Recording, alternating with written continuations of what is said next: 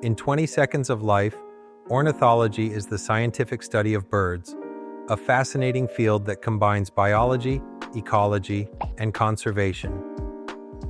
As bird enthusiasts, we delve into the intricate lives of our feathered friends, exploring their behaviors, habitats, and migration patterns. Did you know there are over 10,000 species of birds worldwide? Each one plays a unique role in its ecosystem, from pollinating plants to controlling insect populations.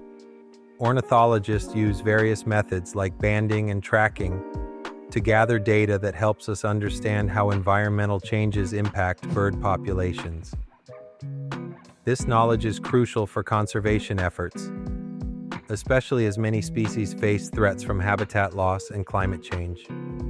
So whether you're watching a hummingbird hover or a hawk soar, remember that every bird tells a story, and ornithology helps us decode that narrative.